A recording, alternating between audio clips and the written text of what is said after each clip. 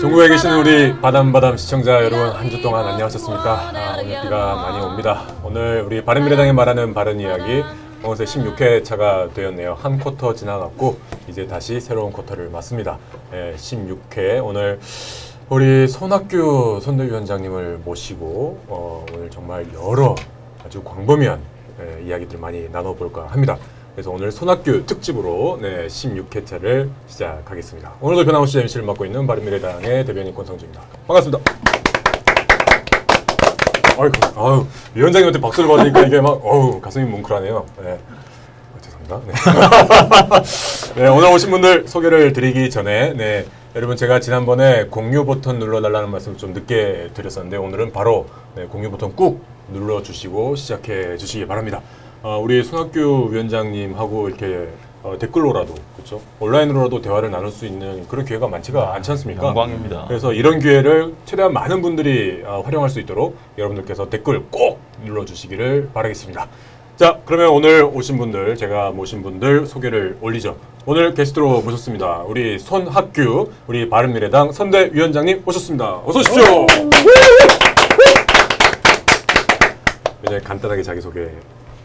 저요? 자기소개가 뭐가 필요하겠냐면 바른미래당 선거대책위원장, 중앙선거대책위원장 겸 안철수 서울시당 후보 선거대책위원장입니다. 네, 더 이상 무슨 말이 필요하겠습니까? 그렇죠? 네. 이름 세 글자가 모든 걸 설명하는 분 아닙니까? 그럼요. 네. 난 솔직히 성함 자체도 너무 좀 부러워. 멋있는 것 같아요. 그렇지 않아요? 네. 딱 각인되고. 자, 그리고요, 오늘 또 우리 패널분들 소개를 올리겠습니다. 여러분들 좋아하시는 우리 김병민 교수님 오셨습니다. 어서 오십시오. 네, 안녕하세요. 네, 뭐 인사 말씀 따로. 저는 오늘 굉장히 가슴 설리는 마음으로 왔는데요. 제가 2007년도에 대학에서 총학생회장을 했던 당시에 대통령 선거가 있었습니다. 네. 그 당시에 제가 간절하게 바랬던 소망 하나가 있었다라면은 지금 제 앞에 있는 손학규 대표님이 대통령 후보가 됐으면 어땠을까 하는 생각을 했거든요. 그 당시에 서울 지역에 있는 대학교 총학생회장들의 모임이 있었는데 정말 찍을 후보가 없다라는 생각을 했거든요. 그리고 나서 손학규 우리 전 대표께서 춘천으로 가서 잠깐 계셨던 때가 있는데 그때 대학의 총학생회장들이 모여서 야, 우리 손 대표님 보러 춘천 갈까? 이런 얘기가 또 회자가 되기도 했어요. 그래요? 꽤 오래전 얘기인데 지금까지 시간이 꽤 오래 지났는데 대한민국의 수많은 정치인들이 지나갔지만 지금도 여전히 정말 마음으로 정당을 떠나서 매력적인 정치인 딱 한 사람을 꼽으라면 저는 주저없이 손학규 대표님 제 앞에 계시잖아요. 정당과 상관없이. 그래서 오늘 이 자리에 모실 수 있어서 영광이고요. 네. 여러 가지 좋은 얘기 같이 나눌 수 있었으면 좋겠습니다. 감사합니다. 이건 뭐 자기소개 겸 이제 손학규 위원장님께 살짝의 아부도 좀 들어갔고 그리고 무엇보다도 본인이 학생회장이었다. 이거를 또 약간 좀 어필한 게 아닌가라는 생각도 듭니다. 학생회장 출신이시군요. 네. 저는 그렇게 안 보셨는데. 알겠습니다. 자, 그리고 우리 바른미래당의 청년당원 우리 양념 장지훈 오늘 지난주 한 번 빠졌고요. 한 번 빠졌습니다. 네, 그리고 오늘 또 오셨습니다. 양념 장지훈 청년당원입니다. 어서 오십시오. 안녕하십니까. 저는 뭐 사실 이제 손학규 위원장님 그 세대가 아니기 때문에 거기에 대해서 뭐라고 말을 한다면 그게 거짓말이 되겠죠. 근데 오늘 제가 원래 안 그래도 많이 떠는데 오늘 손 위원장님 앞에 계시니까 더 떨리는 것 같습니다. 오늘 맛있는 질문 많이 하고 가도록 하겠습니다. 맛있는 질문. 근데 제가 오늘 와서 참 놀란 게 사실 부끄러운 말씀입니다만 제가 바른미래당에 이런 방송이 있는 걸 미처 몰랐습니다. 거기에다가 우리 김병민 교수가 여기 패널로 참석을 해주셨다는 거 오늘 한 번만이 아니죠. 오래전 거의 뭐 반고정입니다. 네. 우리 지금 방송의 최고 스타 아닙니까? 그렇죠. 그리고 이분은 보면은 말이 아주 분명하고 논리가 정연한 데다가 무엇보다도 아주 바른 길을 찾아서 맞습니다. 꼭 하고 싶은데 이건 이 방송에서 하기는 좀 그렇다 그러면 안 할지언정 안 하는 거 좀 있죠. 그런데 왜곡하진 않더라고요. 제가 정신에 대한 아부도 오늘 처음 해봤습니다. 근데 우리 김병민 교수가 경희대학교 총학생회장 출신이라는 건 뭐 저는 알고 있었습니다만 바른미래당에서 이분을 모셔서 토론을 진행한다는 것 우리의 큰 영광입니다. 아, 좋습니다. 뭐 상호간에 너무 많이 잘 띄워주시는 거 아니에요? 우리도 뭔가 좀 조롱하는 겁니다. 저 그래서 오늘 띄워드리려고. 나는 가끔 요즘 시간 있을 때 방송을 좀 보는데 네. 김병민 교수한테 한 가지 불만이 있어요. 뭡니까? 말이 너무 빨라갖고.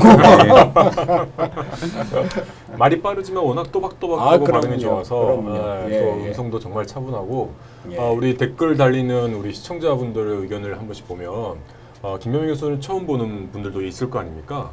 그러면 그런 말을 하더라고요.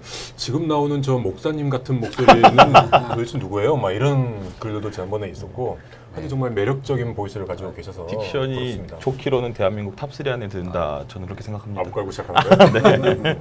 나한테도 좀 해줘. 탑2가 이제 변성주 대변인님이고. 자, 우리 저기 한번 깔고 시작해 봅시다. 우리 양념 뭐 준비해왔다면서요? 양념이 아니니까 제가 이제 손학규 위원장님 오셨으니까 헌정 삼행시를 준비를 해봤습니다. 삼행시. 네, 저도 사전에 들어보지 못했습니다. 네. 오늘 띄울까요? 네, 오늘 좀 띄워주시면 제가 하겠습니다. 네. 이건 위원장께서 직접 해주시는 게 좋을 것 같습니다. 오늘 내 이름을? 네. 네. 어이구, 난 헌정 삼행시라고 그래서 무슨 말씀하시나 했더니 상시 시작합니다. 네. 손 잡아주심에 감사드립니다. 모진 풍파와 시련에도 학. 학자의 고행길을 묵묵히 걸어오신 손학규 위원장님, 앞으로 우리 당의 규범으로서 바른 길을 제시해 주세요. 사랑합니다. 아유, 좋습니다. 브라보. 이제 과찬이십니다. 이제 우리 말에 과공이 비례라고 하는 말이 있는데 약간 뭐 그 정도 되지 않을까. 감사합니다. 감사합니다. 네. 중간에 뭐 제가 조금 잘하는 거 있으면 나한테도 해줘요. 그럼요. 권성주도 오늘 씌워왔습니다. 네, 선생님. 괜찮아요. 아무도 관심 없을 거라서 네, 그거는 넘어가겠습니다. 네. 자, 위원장님 오늘 그 저희 이제 바담바담 바른미래당이 말하는 바른 이야기. 이건 사실 이제 바른정당 때부터 시작을 해왔던 채널입니다.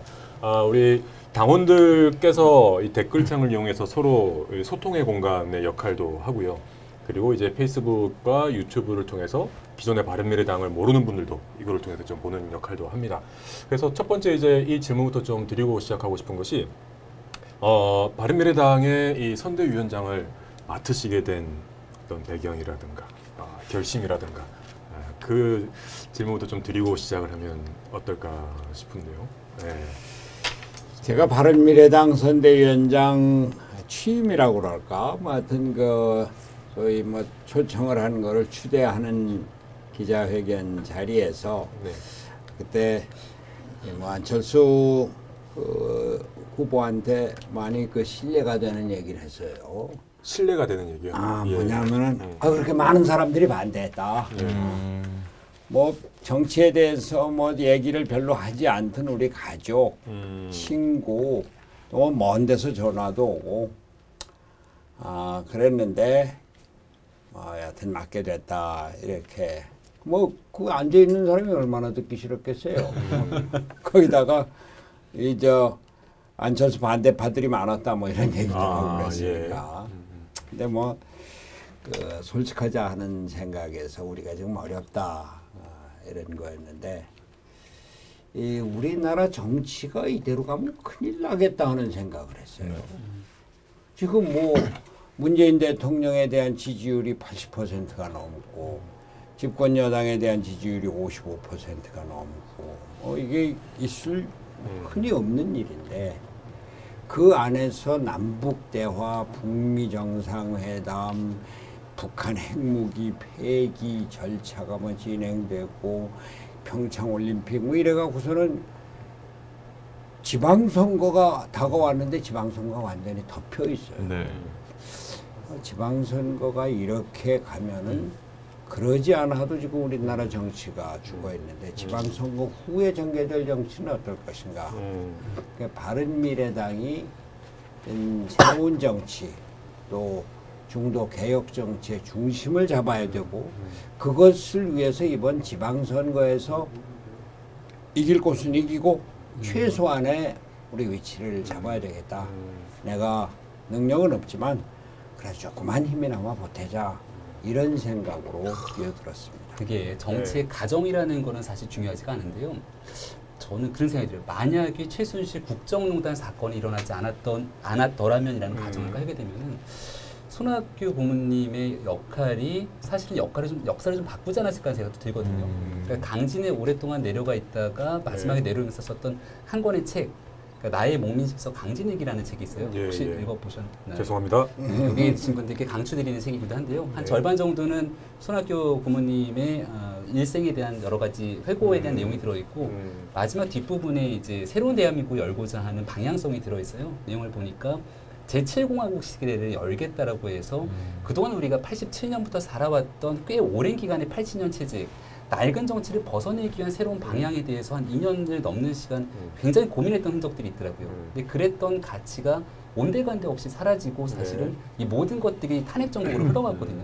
그래서 저는 손학규 고문님이 이 바른미래당의 선대위원장으로 오신다 그래서 사실은 지방선거에 대한 기대감보다는 그 이후에 대한민국 정치에서 그때 못다했던 7공화국에 대한 그리고 대한민국의 미래에 대한 국가 개조에 대한 고민들을 이장홍당이 좀 투여하지 않을까라는 생각을 했는데 그런 얘기들도 오늘 좀 나눠주시면 어떨까요?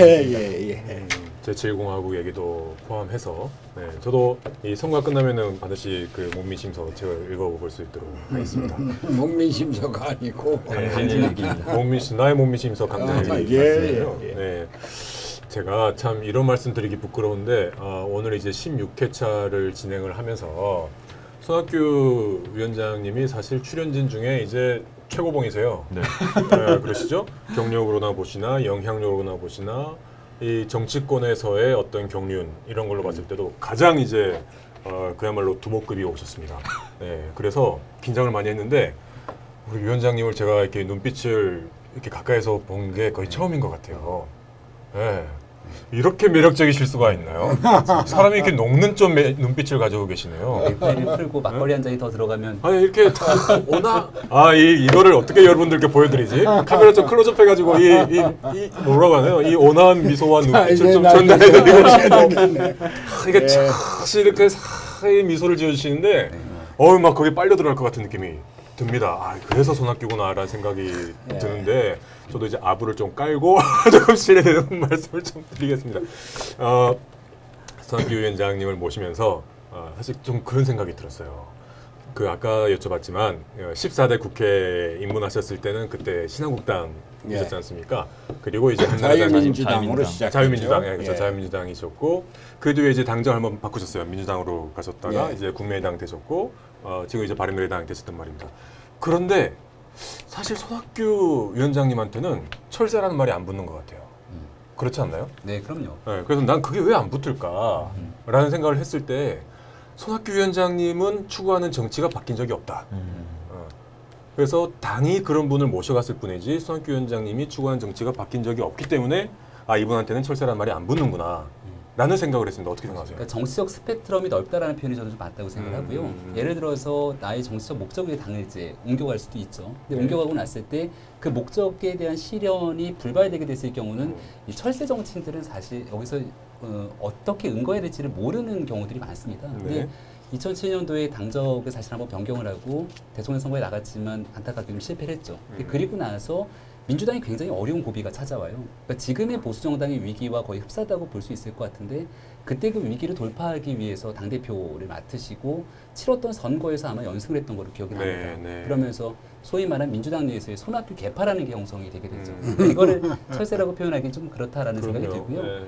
그 이후로 또다시 이제 대통령 선거에 도전하면서 자연스럽게 손 대표님 일생에 대해서 얘기를 하는데 지금도 정치권에서 회자되고 있는 그 유명한 일화, 전역이 있는 삶. 이게 어느 정도로 유명한 거 아니? 최순실 보셨나요? 최순실 국정농단 사건인데 최순실과 박 전 대통령이 아마 통화 내역이 공개됐나 했는데 처음에 국정기조를 얘기하면서 최순실이 그랬다는 거예요. 왜 그 있잖아 전역이 있는 삶 그거 좋으니까 그것 좀 만들어봐라. 최순실이 인정한 전역이 있는 삶 캐치프레이를 2012년에 얘기했는데 저는 사실은 그 당시에 그러니까 정파를 떠나서 말씀드리는 거예요. 지금 우리가 얘기하고 있는 여러 가지 내용들, 일과 가정에 대한 양립, 이러한 사회의 삶에 대한 고민들을 사실 그 당시에 담아냈거든요. 그리고 나서 또다시 대통령 선거에 도전했지만 여전히 또 실패를 합니다. 그런 과정에서 마지막에 보궐선거에 출마했는데 보궐선거에서도 아마 안 나간다고 하셨을 때 어려운 지역에서 이제 소위 말하는 등 떠밀어 선거에 나갔다가 결국 선거에 낙선을 하게 되죠. 그때 유명했던 그 손 대표님의 어록 하나가 제가 기억나는 게 있는데요. 네. 그때도 정기 은퇴를 할 건이 아니었거든요. 왜냐하면 당을 위해서 희생해서 나갔으니까.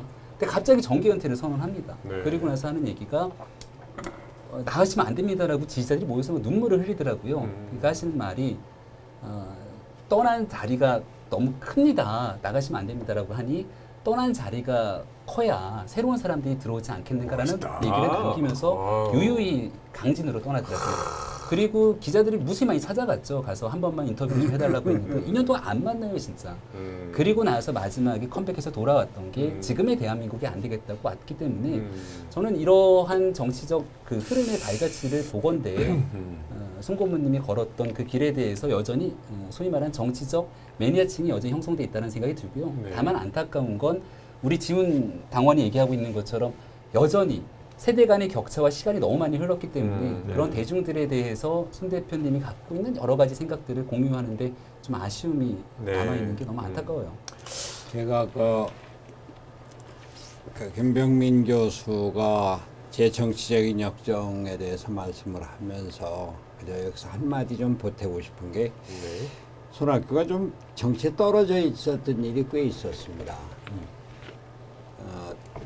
2007년 선거에 패하고 당대표로 총선을 다 치르고 그리고서는 춘천에 가서 2년 있었는데 춘천에서 2년 있다 나오면서 제가 함께 잘 사는 나라를 만들자 그랬어요.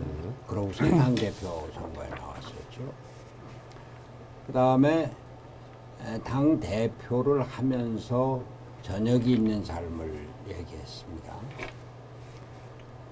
그리고 나서 선거에 떨어지고 독일에 가서 우리가 이 꼭 대통령 중심제 갖고는 이 나라가 정치적인 안정을 제대로 찾을 수가 없겠다. 계속 갈등과 대결 뭐 이렇게. 그래서 독일식의 합의제 민주주의를 얘기를 했어요. 돌아오면서. 그리고 강진에 가서 있다가 나오면서 이게 우리나라 체제, 그 근본적인 체제가 바뀌어야지. 1987년에 만들어진 육공화국 체제 갖고는 앞으로 정치적인 발전도 그렇고 경제적인 발전도 남북 대화도 이게 제대로 안 되겠다. 그래서 7공화국을 얘기를 했습니다. 네. 그래서 함께 잘 사는 나라, 또 저녁이 있는 삶, 합의제 민주주의, 7공화국, 나름대로는 정치를 좀 고민을 하면서 우리나라의 미래에 대한 끊임없는 추구를 하고자 노력은 해왔는데, 그러나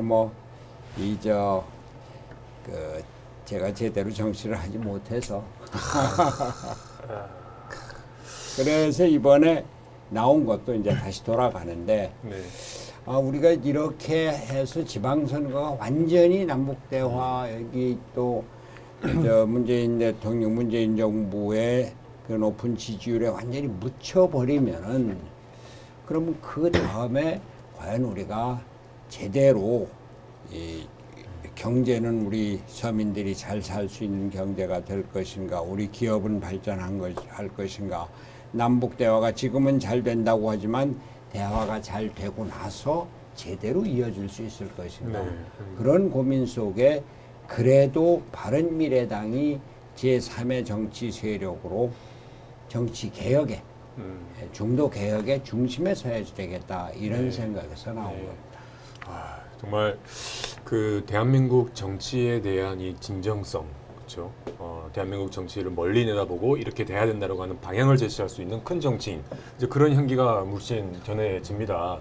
예, 그리고 아까 그 저녁 있는 사람 워낙 유명한 그 표현이었는데, 이게 어떻게 보면 이번 지방선거에서 저희 바른미래당이 주장하고 있는 하나의 핵심 키워드인 것 같아요.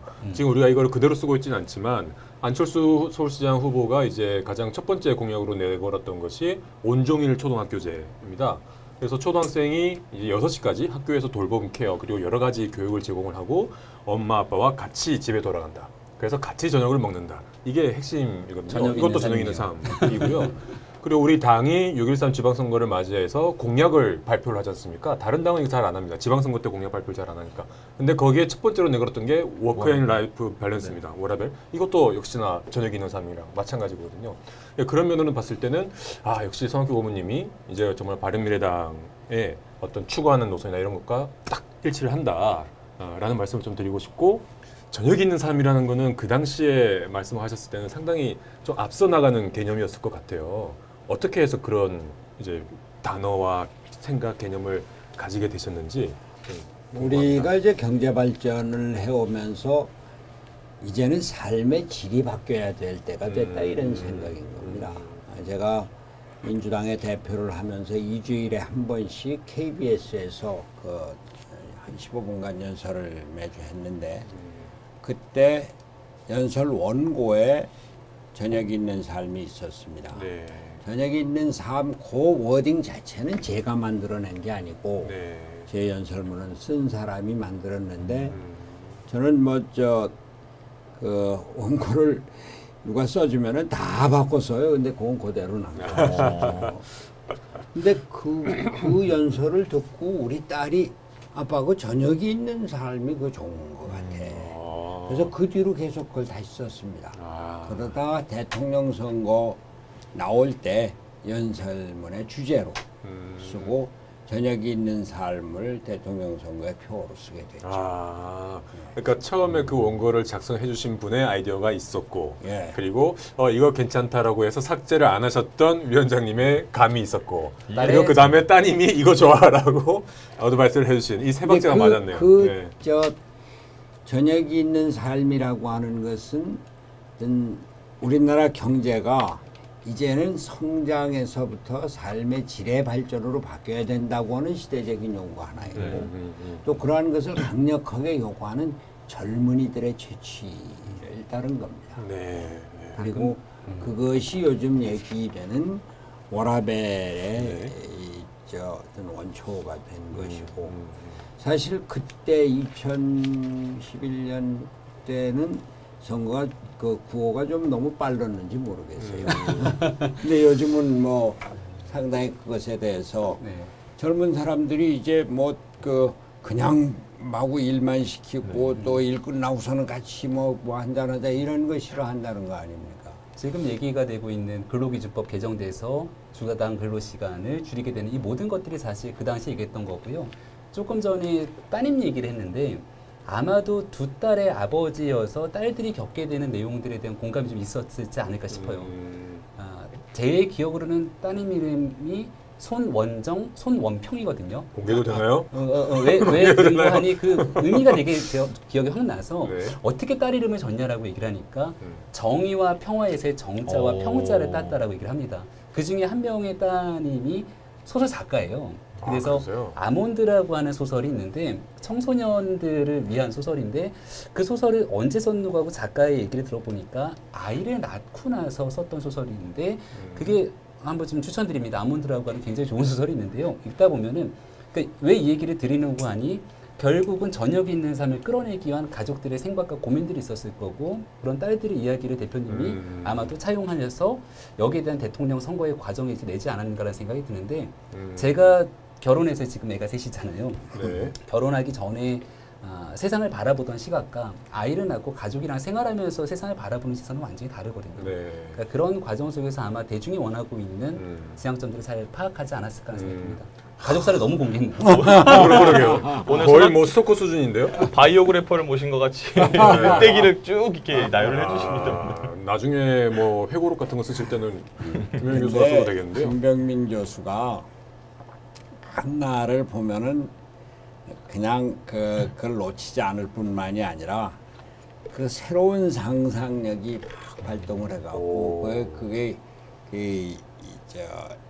여기 이 자리에 새로운 창작이 되는 겁니다. 그러니까 뭐 없는 걸 만들어냈다는 얘기가 아니라 이 자리에 맞게 그것을 재구성하고 표현을 하는 그게 새로운 상상력이라고. 위원장님 이 바담바담 방송을 보고 있는 많은 우리 당원들 그리고 시청자분들께서 참 의아해하고 답답해하는 한 가지가 있습니다. 정말 김병민 교수 팬이 많거든요. 그래서 항상 불러주세요 이런 요구를 많이 하고 있는데 저희가 계속 얘기하지만 안 되고 있는 게 한 가지가 있습니다. 입당을 안 해요. 네. 입당을 하면 안 되죠. 아 그렇습니까? 안 넘어지네. 저는 아마도 오늘 손학규 위원장님께서 인재영입 1호로 약간 해주시지 않을까 기대를 하고 있었는데 아니 훈훈한 분위기를 좀 입당 원서로 연결시킬까 했는데 그때 그건 저 모든 입당이나 뭐 정치적인 거는 때가 있고 계기가 있어야 되는 것인 만큼 우리 김병민 교수 같은 분은 그러한 계기에 아주 적절하게 최고의 가치로 모셔야죠. 좀 더 익혀야 된다 뭐 이런 거. 아니 익지 않아서가 아닙니다. 우리가 네. 김병민 교수를 이렇게 모실 이런 우리 쪽에 잘 안 돼 있습니다. 야 정말 좀 차원이 다르시네요. 네, 항상 말씀하시는 게 그렇죠. 상대를 먼저 배려하시는 맞습니다. 정말 큰 정치인의 그게 느껴집니다. 사실 오늘 이제 위원장님께서도 이제 영입의 의사를 전달을 했는데도 안 된다. 그러면 진짜 포기하려고 그랬거든요. 근데 일단은 조금 우리가 먼저 그릇을 만들자. 네. 이런 식으로 항상 긴장하고 계셔야 될 것 같아요. 네. 네. 자, 위원장님 이제 좀 선거 얘기를 조금 더 이제 해보고 싶은데 13일, 6월 13일이니까 정확히 4주 뒤인 것 같습니다.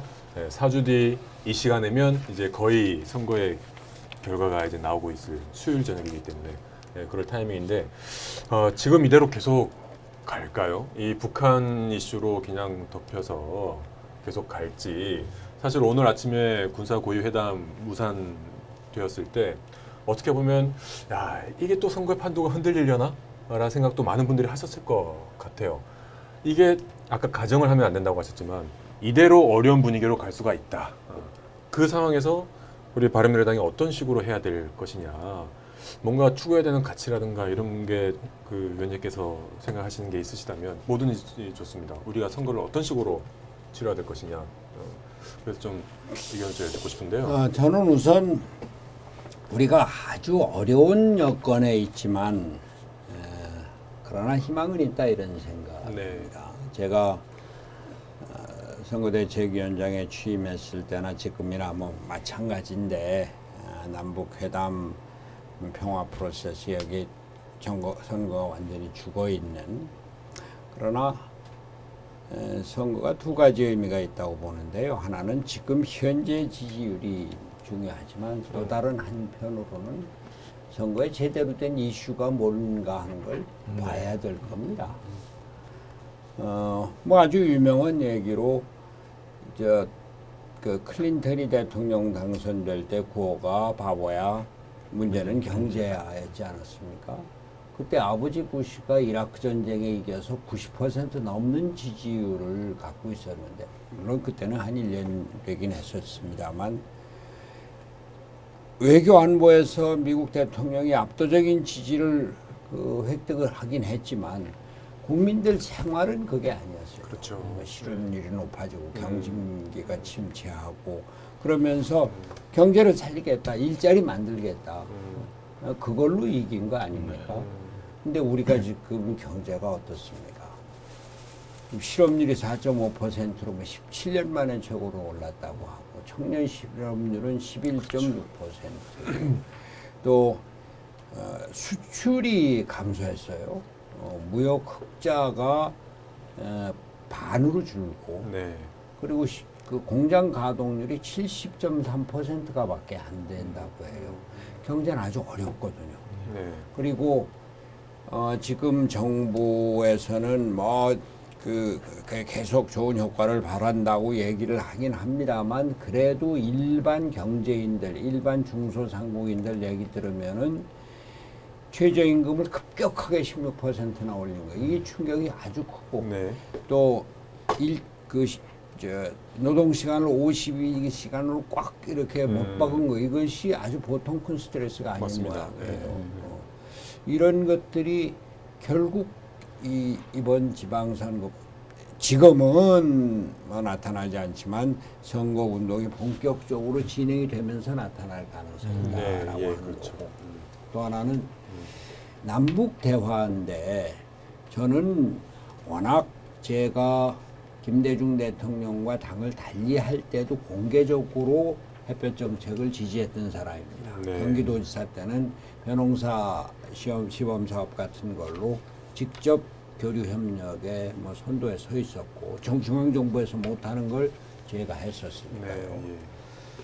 그러니까 지금 남북 대화 아주 잘하는 일이고 북미 그 회담을 우리 한국 정부가 주선하고 이런 것 문재인 대통령 아주 잘했다고 생각을 합니다. 저로서는 저거 내가 했어야 되는데 저는 뭐 시샘 같은 것도 뭐 피할 길이 없고 부럽고 한데 그러나 이제 오늘 아침에 그 북한에서 딱 제동을 걸었다시피 이게 언제 어떻게 될지 모르는 거거든요. 그렇죠. 예. 사실 남북 회담은 잘 되면 잘 되는 대로 우리에게 부담되고 잘 안 되면 안 되는 대로 남북 평화가 그 위기에 빠지니까 큰 부담이 되는 건데 잘 되면은 그 경제적인 부담은 전부 다 우리한테 오는 거고 우리 국민들 몫이 되는 거거든요.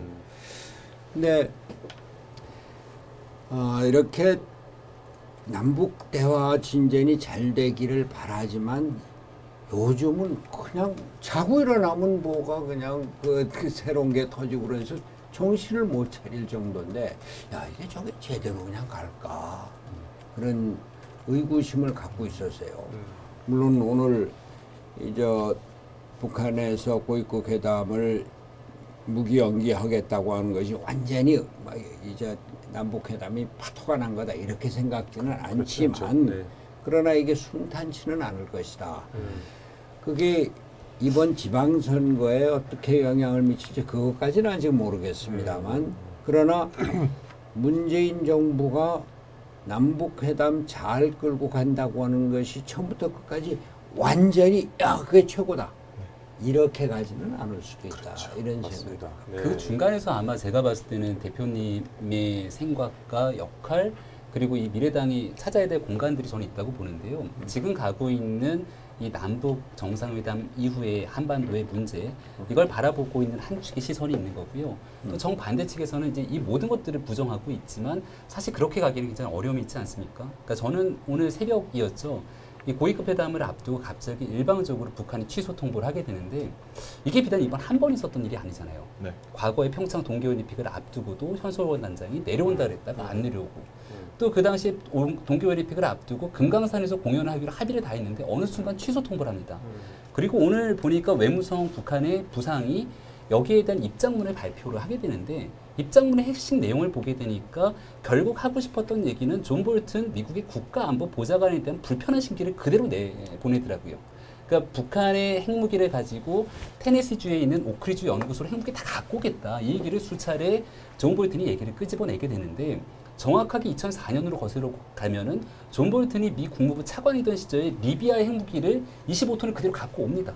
그리고 2005년에 폐기하고 2011년, 12년이 돼갖고 아랍의 봄이 오게 되면서 카다피는 비참한 최후를 맞게 되죠. 네. 그러니까 지금 미국이 국합, 배드캅 나눠서 역할한다 그러면서 폼페이오 국무장관이 갔을 때는 김정은 위원장이 따뜻하게 안고 여기에 대해서 굉장히 불편한 힘을 볼튼이 쏟아내는데 제가 여기서 좀 안타까운 건 미국을 대상으로 파는 깨는 행동을 북한이 절대 하지 못합니다. 그러다 보니까 미국을 향해서 보내고 싶은 메시지를 외무성의 개인 부상의 이름으로 성명서를 내면서 한국을 대상으로 판을 깨는 거죠. 대한민국을 대상으로 판을 깨는 거에 대해서는 어떠한 두려움도 갖고 있지 않는 거예요. 그래서 제가 좀 정리해서 말씀드리고 싶은 건 현 정부에서 가고자 하는 여러 가지 긍정적 에너지는 좋으나 너무나 북한에 끌려가는 모습을 취하고 있기 때문에 이걸 절대적으로 반대하지 않는 선에서 우리 국익과 자주권과 주권을 지켜가면서 남북관계를 개선할 수 있는 길 저는 그게 사실은 대표님께서 생각했던 길이 있을 거라고 생각하거든요. 그런 지혜를 좀 모으면 어떨까 싶습니다. 네. 지금 북한은 남한 대한민국을 마음껏 이용을 하면서 너희는 우리 안중에 없다 이런 것이 많이 보여요. 네.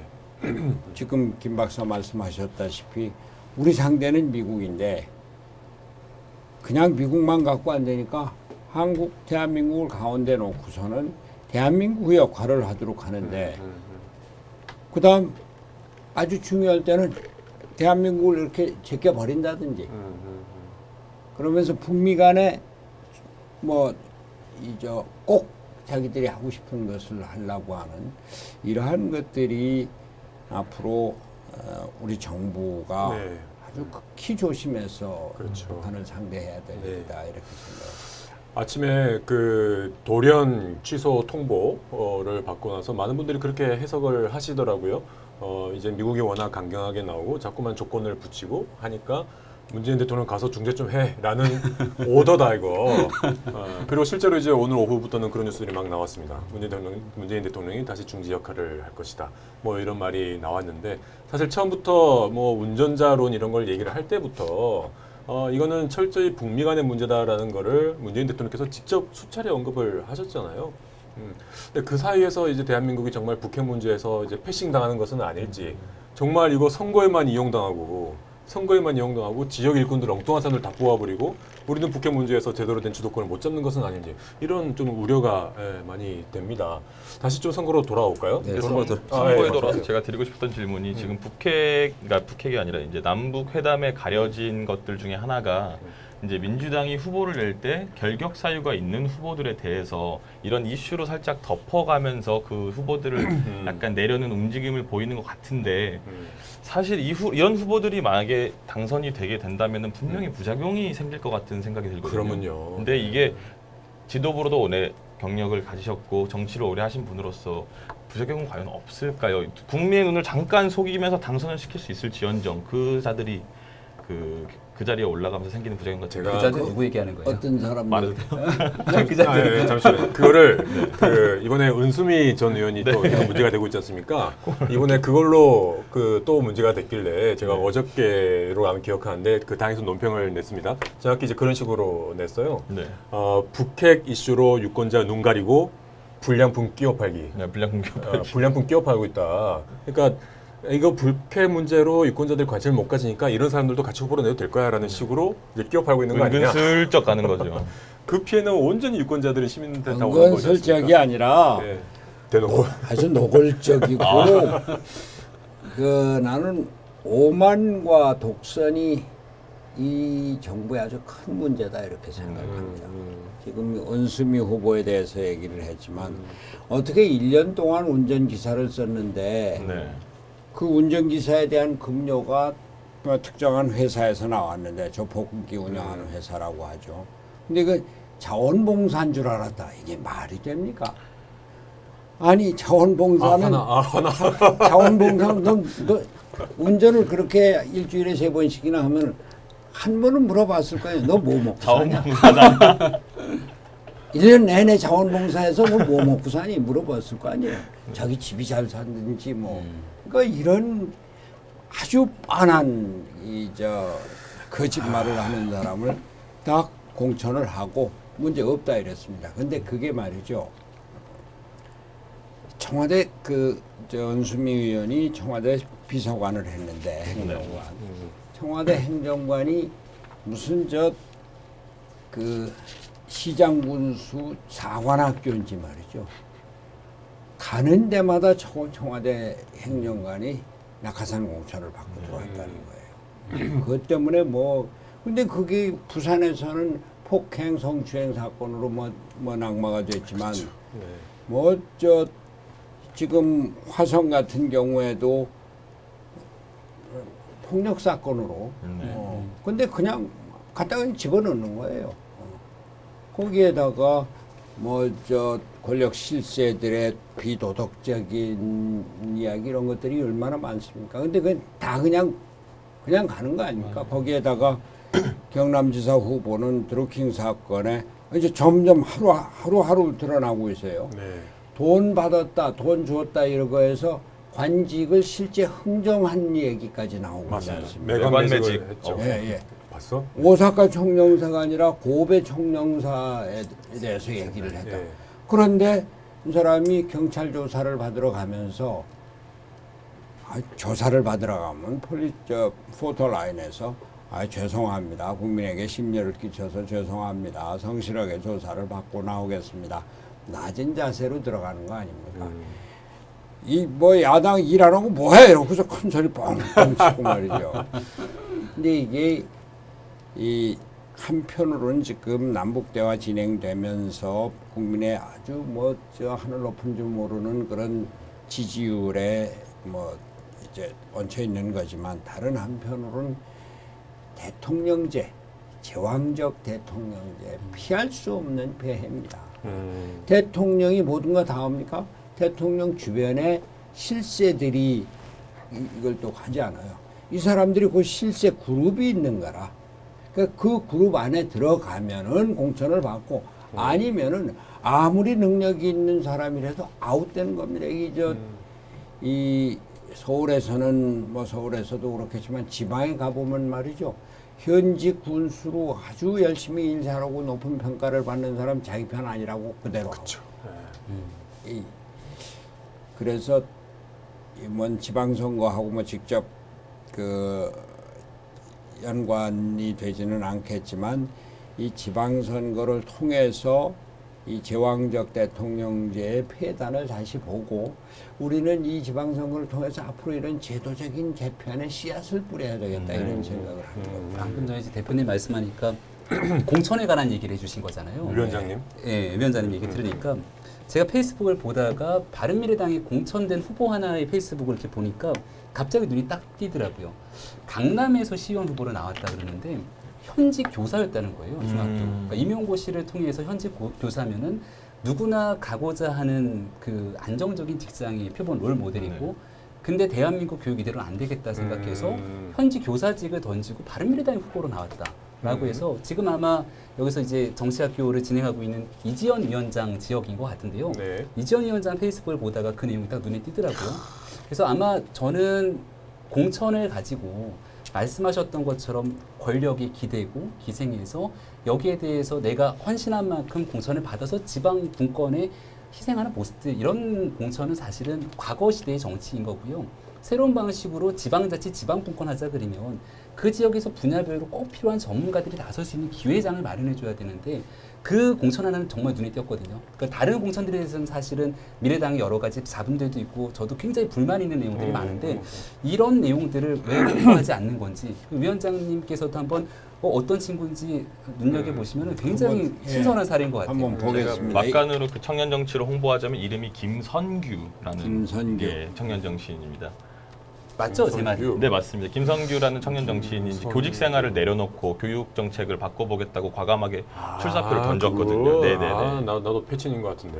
네. 네. 아, 그분이군요. 네, 맞습니다. 이번에 보니까 바른미래당이 하여튼 뭐 어떤 정당이라고 공천 잡음이 없는 데가 어디 있으며 그럼요. 공천 경쟁이 없는 데가 어디 있겠습니까? 우리 바른미래당도 그런 면에서 국민들에게 그렇게 깨끗한 인상을 주지 못한 이런 그 부끄러움이 있는데 그럼에도 불구하고 제가 보니까 바른미래당이 젊은 사람들이 새롭게 많이 충원이 되고 있다. 물론 당선 가능성은 어쩔지 모르겠습니다만 오늘 도지사 이제 추정 전남도지사 광역 네. 광역 네. 그 단체장 뭐 추정 뭐 이제 전략 회의가 있었는데 그렇죠. 네. 몇 분 관록 있는 분들 빼놓고 젊은 사람들이 그렇게 많더라고요. 근데 이게 다 그 벤처기업과 청년기업과 뭐 이렇게 그 미래를 볼 수 있는 이런 사람들이라 바른미래당 희망이 있다 이런 생각을 했습니다. 자, 위원장님 지금 이제 위원장님 오시니까 야 오랜만에 100을 찍으려고 하고 있습니다. 이 100을 찍는다는 게 보이실지 모르겠지만 저 화면에 라이브라고 빨갛게 반짝반짝거리고 있고 그 옆에 이제 눈 모양으로 생긴 게 지금 94 뭐 이렇게 올라가고 있는데 저게 이 시간에 동시에 딱 보고 있는 사람 숫자입니다. 네, 저게 이제 계속 올라가는 건데 위원장님 오시니까 이제 오랜만에 100을 넘기려고 하고 있습니다. 네, 지금 보고 계시는 분들 아직 공유 안 누르신 분들 계시면 꼭 공유 버튼 눌러주셔서 네, 우리 손학규 위원장님 오신 걸 기념해서 공유는 기계로 누르면 안 돼요. 네? 기계로 누르면 안 된다고. 드루킹 같이 하지 마세요. 예. 본인의 손가락으로 꼭 눌러주시기 바랍니다. 메트로 사용하지 마시고요. 네, 킹크랩 사용하지 마시고요. 저는 약간 이거를 나 순간 당황했어요. 무슨 말이지? 일단 이해는 못해도 웃고 보자라는. 그러니까 이게 저는 이런 의혹 같은 게 올라올 때 이거를 한겨울 한파같이 꽁꽁 얼려버리는 약간 한겨울 한파 같은 당이라고 생각을 해요, 민주당이. 근데 이번에 화사한 민트의 봄바람을 타고 이제 바른미래당과 함께 봄이 올 것이다. 민주당의 한겨울 한파가 끝나고 바른미래당의 봄이 올 것이다. 저는 이렇게 보고 있습니다.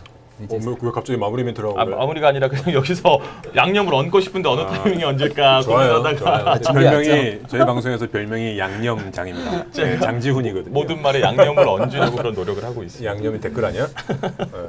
어쨌든 위원장님께서 이러한 현상 자체도 제왕적 대통령제의 폐단이다라는 말씀을 해주셨는데 상당히 와닿습니다. 사실 그런 각도로는 잘 보지를 못했던 부분이 있는 것 같아요.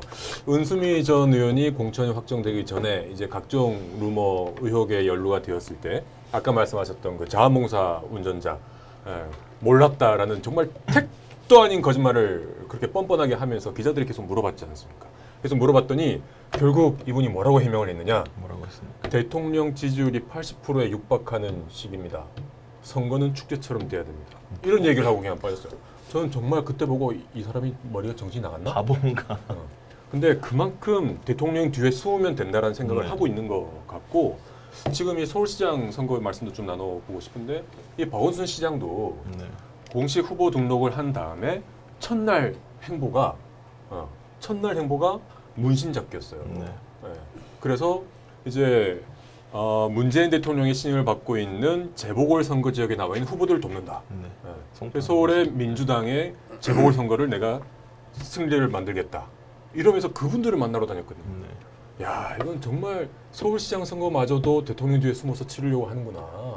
그리고 원래 현수막을 보면은 그 정치인이 생각하는 약간 바가 담겨 있어야 마련이잖아요. 근데 이번 박원순 시장의 플랜카드를 보니까 그냥 숫자 일자만 그 지지율이 업혀가겠다는 그 못된 심보가 보이더라고요. 못된 그 심보. 일만 자꾸 강조를 하는 나란히 1번 뭐 이런 플랜카드를 걸어놨더라고요. 우리 위원장님께서 이제 바른미래당의 선대위원장도 맡고 있지만 안철수 서울시장 후보의 선대위원장도 맡고 계시잖아요. 오늘 오기 전에 조금 전에 방송에서 여론조사 하나를 가지고 얘기를 했는데 여기는 팟캐스트니까 여론조사 다 그렇게 뭐 얘기 안 해도 되죠. 몇 % 응답률 이런 거. 그러니까 안철수 후보와 김문수 후보의 격차가 역전됐다라고 하는 여론조사를 가지고 여기에 대한 여러 가지 분석들을 하더라고요. 네. 그러니까 여론 역전이 되다니. 오늘 2등과 3등이 역전되는. 물론 오차범위 내외에서 접전입니다만은 김문수 후보가 13 응답률이 한 3.5% 정도밖에 되지 않기 때문에 이건 전체적으로 표현하기는 어려운 측면들이 있습니다만 안철수 후보가 애당초에 처음에 얘기했던 것은 이제 야권의 대표 주자이기 때문에 내가 나서게 됐을 경우는 야권의 모든 표가 본인으로 몰리고 김문수 후보는 저 밑으로 갈 거다라고 얘기했지만 현재 선거를 30일 앞두고 있는 시점에서 서울시장 선거가 위기긴 하거든요. 바른미래당의 관점에서 이걸 좀 돌파할 수 있을 만한 묘책이 있을지. 근데 지금 안철수 후보가 3등이 됐다고요? 3등이 된 조사가 나왔는데 이게 리얼미터에서 조사를 한 겁니다. 근데 김영 교수가 얘기를 했지만 응답률이 3.5%밖에 되지가 않고 이거 문제가 너무 심각해서 오늘 당론평으로 비판을 좀 했습니다. 이 조사에 충실히 응하기 위해서는 8분이 넘게 걸려요.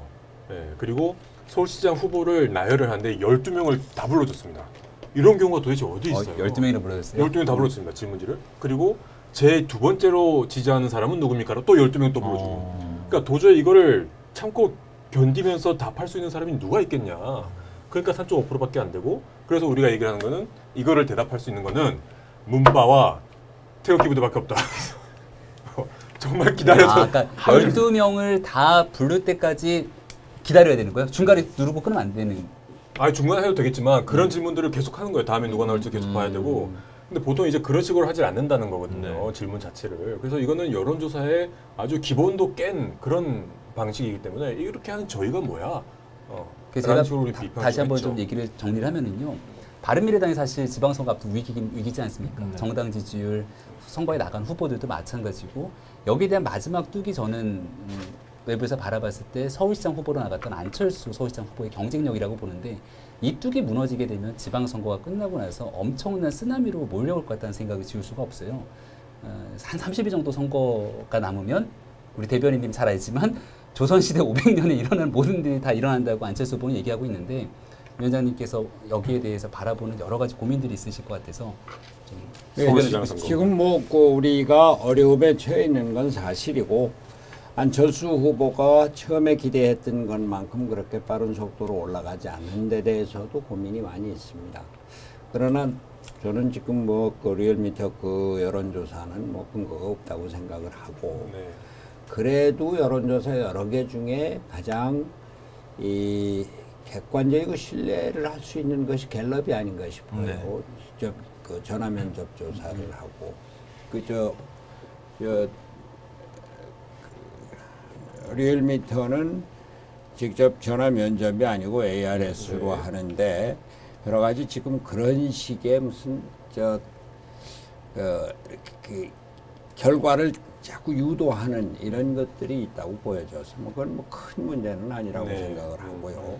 그런 면에서 보면은 리얼미터나 또 지난주 MBC 여론조사가 그런 대로 근거가 좀 있다고 생각이 되는데 거기서 안철수 후보가 아주 미세하지만 1%씩 2%씩 올라가서 8%를 이루고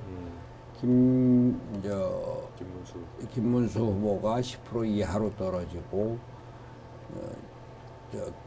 박원순 후보가 50% 이하로 떨어지고 하는데 그런데 박원순 후보는 더불어민주당 지지율에 밑돌아요. 그렇죠. 예. 더불어민주당이 55%인데 박원순 후보가 49%만 이렇게 되고 또 김문수 후보도 자유한국당 지지율에 밑돌고 근데 안철수 후보는 바른미래당 지지율의 2배 정도가 이렇게 나오고 또 서울의 경우에는 안철수 후보가 12%인가 이렇게 김문수 후보하고 상당한 격차를 좀 보이고 있습니다. 근데 내가 이 근래 안철수 후보를 이제 그 강남역, 삼성역, 또 강서구의 재래시장, 암사동의 재래시장 이런 데 갔을 때 좀 같이 좀 가봤는데 좀 놀랐어요. 야, 안철수 저렇게 인기가 좋은가? 그렇죠. 저도 놀랐습니다. 젊은 사람들이 와서 사진을 찍자고 그러고 또 멀리서 사진 찍고 그러면서 강남대로 그 인도가 꽉 막혀서 사람이 지나가지를 못할 정도였어요.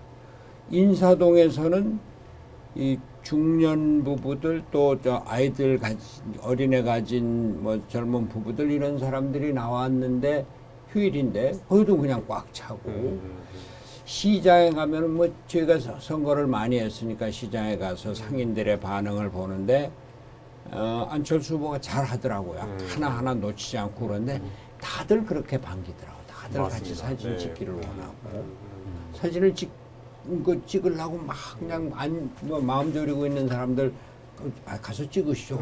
아주 좋아하고. 근데 이게 안철수 후보가 갖고 있는 그런 뭐 대중적인 인기도 하나가 있을 거고 또 하나는 이 정부에 대해서 경제적으로 불신하는 것들이 밑에 깔려 있는 게 있고 제가 무슨 박원순 후보에 대해서는 제가 개인적으로 잘 아는 분이라 얘기가 좀 조심스럽긴 한데 박원순 후보에 대한 실망 뭐 했어 7년 동안 그렇죠. 피로도도 있고. 이런 얘기들을 많이 한다고 그래요. 그래서 아직 그 안철수 후보에 대한 지지가 막 불이 붙은 건 아닌데 잠재력이 크게 깔려 있다. 그리고 이것을 어떻게 불을 붙이느냐 하는 것이 이번 선거의 관건이라고 봐요. 그리고 많은 분들 이야기가 사람들 얘기 들으면은 박원순 안 찍겠다고 그러던데 김문수는 아니고 넌 왜죠? 그리고 안철수 찍겠다는 사람이 그렇게 많던데 뭐 이런 얘기를 제가 많이 듣거든요. 맞습니다. 그래서 이게 그냥 여론조사를 저는 뭐 100% 완전히 거짓이다 이렇게 보지는 않고 큰 추세는 따라가 봐야 되는데 잠겨져 있는 표는 많이 있고 그것이 폭발할 가능성이 있다. 그것을 앞으로 우리가 바른미래당에서 어떻게 점화시켜 주느냐. 이것이 이번 선거의 과제다 이런 생각입니다. 우리 손학규 위원장님께서 정말 지금 어떻게 보면 현존하는 가장 큰 정치인이 아닐까라는 생각이 드는 그런 손학규 위원장님께서 이렇게 말씀을 해주시니 아주 정말 든든하고 걱정이 좀 사라지는 것 같습니다. 제가 지금 안철수 후보 캠프의 대변인도 겸하고 있어서 그 위원장님께서 말씀하신 거 저도 정말 피부로 많이 느끼고 있거든요. 다니면서 안철수 후보가 이렇게 인기가 많아 아직까지? 살아있네? 이런 생각들을 많이 합니다. 그걸 이제 알았어요? 몰랐어. 그리고 재밌는 그림도 많이 나오잖아요. 안철수 후보랑 사진을 찍는데 그거를 손학규 위원장님께서 사진을 찍어주세요. 아, 그래요? 그러니까 이게 저는 솔직한 심정으로 몰랐어요라고 물어보셨지만 진짜로 몰랐던 이유가 그런 이미지가 씌워진 거예요. 지난 대선 이후로 드루킹한테 씌워졌고 그리고 MBC의 그런 조작 방송에 의해서 씌워졌고 해직당했죠. 그렇죠? 네, 해직당하셨잖아요 결국. 그리고 이제 뭡니까 국정원의 댓글 이런 것들로 인해서도 씌워졌고 그래서 요새 안철수 후보가 다니면서 많이 말씀하시는 거는 안철수 생각이라는 책을 냈을 때와 지금 나는 바뀐 게 하나도 없어요. 나를 바꾼 거는 드루킹과 국정원밖에 없다. 그러니까 이런 이미지를 많이 좀 어필을 하려고 하고 있어요. 실제로 오늘도 시장에서 이제 인사를 하고 제가 뒤에서 따라갔거든요. 근데 상인분들이 이제 소곤소곤 하시지 않습니까? 다 지나고 나서. 그래서 제가 다 들으면서 다닙니다. 그분들이 TV에서 보는 것보다 훨씬 좋은데? 라는 이야기를 많이 하세요. 훨씬 더 인상이 선하다. 이런 이야기들을 많이 하시기 때문에 말씀하셨던 것처럼 이제 안철수의 이제 잠재력을 어떻게 폭발시킬 것이냐가 우리의 숙제일 것 같습니다. 그래서 위원장님 지금 이제 보시는 분들이 질문을 해주셨어요. 위원장님께서 보신 안철수의 장점과 단점 좀 돌발 질문으로 좀 여쭤보고 싶은데 안철수는 뭐 생긴 것처럼 순수하고 순수하고 옳은 것을 꾸준히 추구하려고 하는 그건 뭐 분명한 것 같습니다.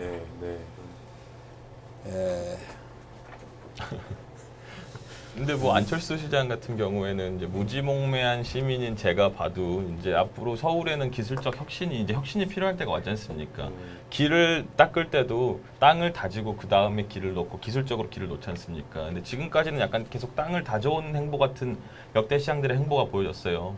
근데 이게 땅을 자꾸 다지다 보니까 다지는 행보만 하다 보니까 박원순 시장이 할 게 없어가지고 막 신발탑 만들고 막 서울에다 벼 심고 하지 않습니까? 이제는 앞으로 길을 닦는 기술적 혁신이 필요한데 저는 그게 이제 이과 출신의 안철수 후보가 이제 그 길을 만들어줄 거라 저는 그렇게 생각을 또 하고 있습니다. 이제 그 이과 출신이라는 것보다도 제가 작년에 실리콘밸리에 가서 석 달 있다가 왔어요.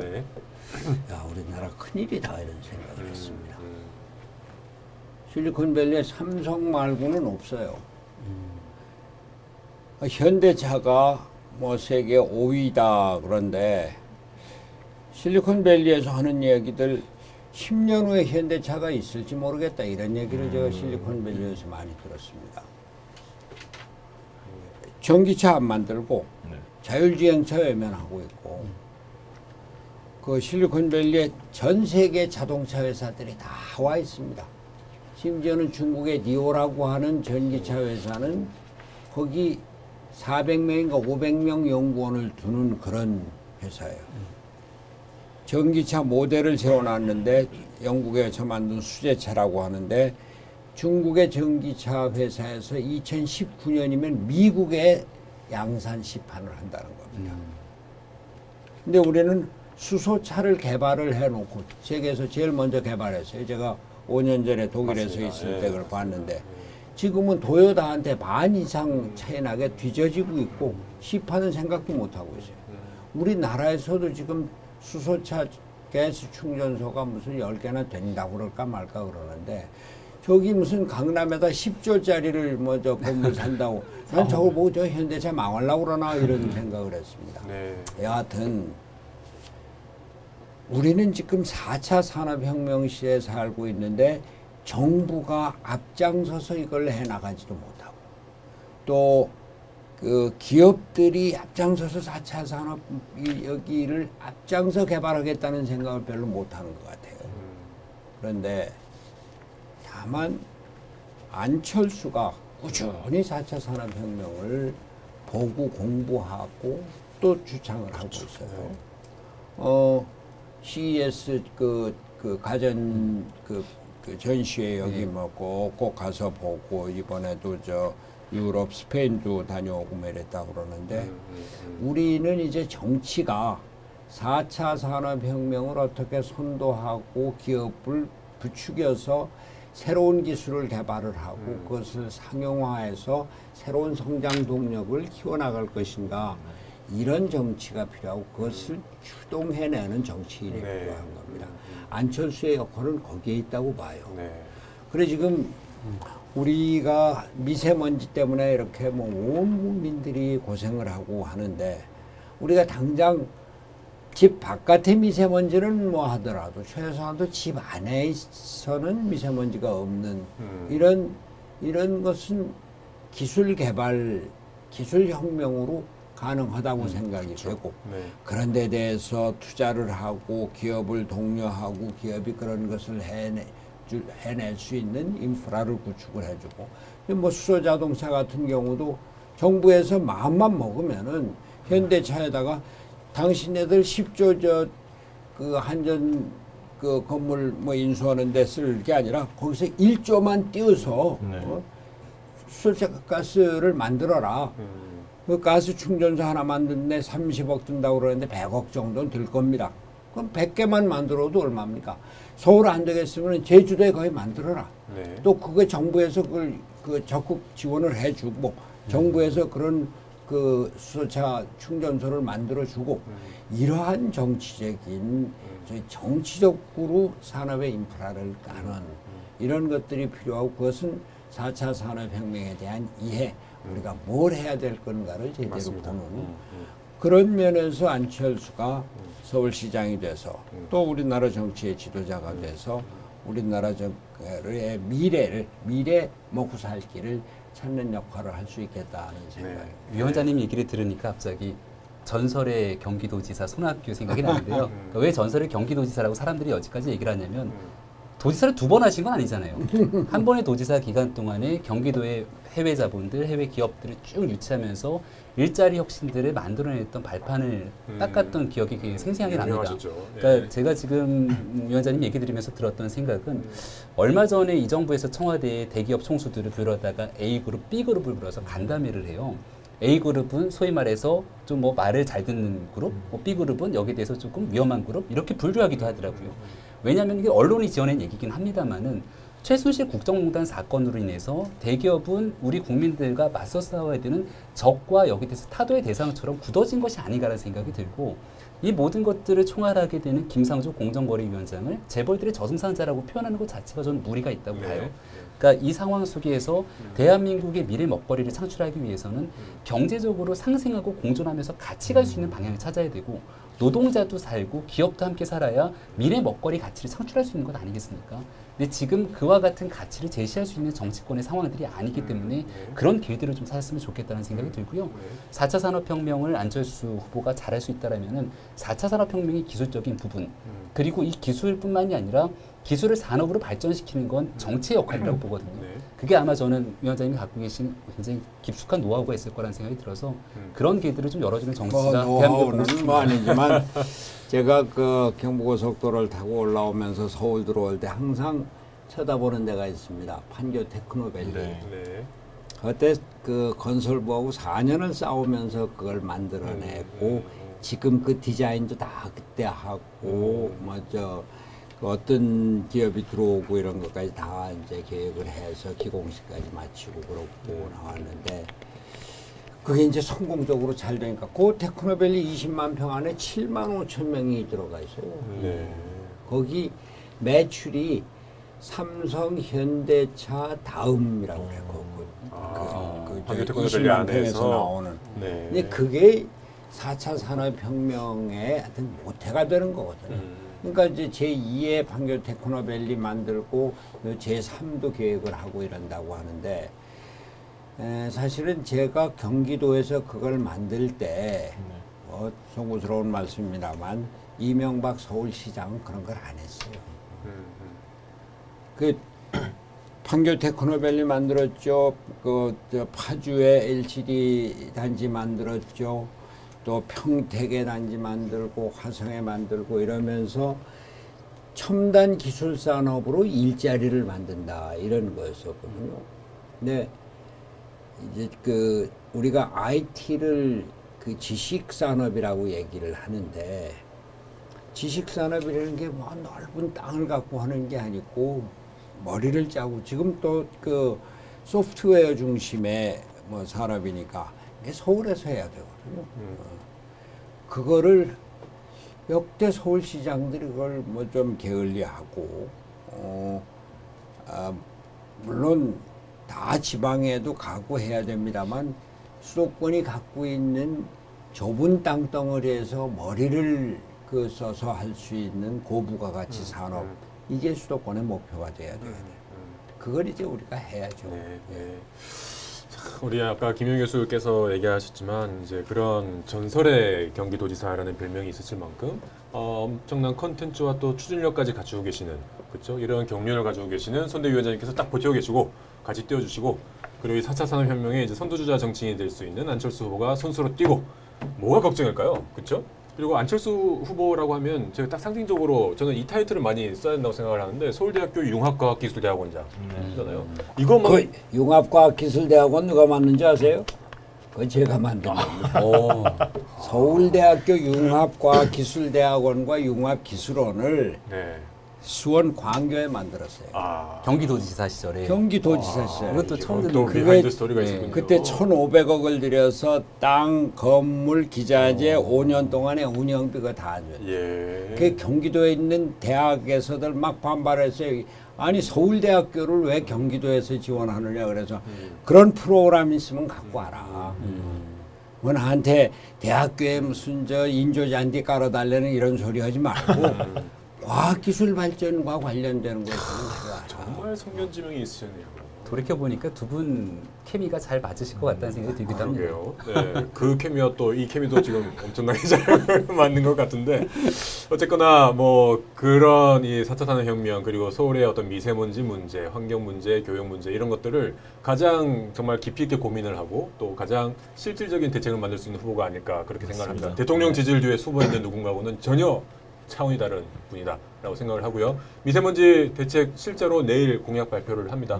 내일 오후에 안철수 후보 미세먼지와 관련한 공약 발표를 하니까요. 그것도 많은 관심 가져주시기를 바라겠습니다. 위원장님, 저희가 시작한 지 벌써 1시간 10분이 시간 빨리 가죠. 언제까지 하죠? 사실 1시간에 보통 끝내는데 지금 위원장님 덕분에 지금 계속해서 높은 시청률이 막 유지가 되고 있어서 조금 더 버티고 싶은 생각도 좀 드는데 네, 그래도 맞춰야죠. 네, 시간이 제법 좀 오버가 되었기 때문에 위원장님께서 이 바른미래당의 당원들 그리고 기대를 가지고 계시는 이 시청자분들한테 마지막 인사 말씀 짧게 해주시고 오늘의 방송을 좀 마무리를 할까 합니다. 카메라는 저쪽 카메라 보시면 됩니다. 우리 바른미래당 당원 동지 여러분, 지지자 여러분, 또 국민 여러분, 우리가 참 어려운 그 시점에 지방선거를 맞이하고 있습니다. 남북대화, 평화의 프로세스를 우리 모두가 아주 반갑게 성공하기를 기대하면서 맞이하고 있습니다만 지방선거가 그 안에 묻혀 있습니다. 근데 묻혀 있는 것은 지방선거뿐만이 아니라 민생이 묻혀 있습니다. 이번 지방선거를 통해서 민생이 살 길을 찾아야 합니다. 그리고 지방선거를 통해서 지금 우리가 보는 집권 세력, 권력 실세들의 권력 농단, 비리 이런 것들을 이제는 뿌리를 뽑아야 합니다. 지방선거 후에 정치의 개편이 있을 겁니다. 그 제대로 된 정치의 개편에 씨앗을 뿌리기 위해서라도 중도개혁의 중심인 바른미래당 이번 지방선거에서 성공을 해야 합니다. 안철수 후보 지금 여러 가지 어려움을 겪고 있습니다만 우리 대한민국의 소중한 정치 자산이면서 미래 자산입니다. 4차 산업혁명을 선도할 사람입니다. 우리 서울시장 안철수 후보를 꼭 만들고 수도권에서 이기고 또 다른 지역에서도 성공을 해서 한편으로는 우리 지역 주민들이 삶의 질을 개선해서 저녁이 있는 삶을 가져올 수 있도록 하고 다른 한편으로는 우리나라 미래 성장 동력을 개발하고 또 그것을 통해서 한반도 평화의 미래를 자리를 잡게 할 수 있는 그러한 새로운 정치를 만들어가기를 바랍니다. 여러분 우리 바른미래당의 미래를 향해서 화이팅! 화이팅! 감사합니다. 역시 이렇게 갑자기 저는 준비되지 전혀 않은 준비가 안 돼 있는 거였죠. 제가 어떻게 보면 좀 돌발 질문 비슷하게 좀 마무리 멘트를 부탁드렸는데 이렇게 정말 청산유수 같은 말씀을 해주셔서 마지막에 다시 한번 좀 뭉클했습니다. 위원님 정말 감사드리고요. 이런 다른 이슈로 덮여서 엉뚱한 일꾼을 뽑으면 그 피해는 고스란히 우리의 몫입니다. 그래서 여러분들 지금 보고 계시는 분들, 우리 당원 여러분들 정말 특공대가 되어주셔서 좋은 선택하실 수 있도록 함께 나서주시면 감사하겠습니다. 위원장님 오늘 정말 바쁘신데 이 늦은 시간까지 함께해주셔서 진심으로 감사드립니다. 네, 오늘 두 패널분들도 감사드리고요. 저희는 다음 주 이 시간에 제 17화로 다시 찾아뵙도록 하겠습니다. 다음 주에 뵙겠습니다. 감사합니다. 감사합니다.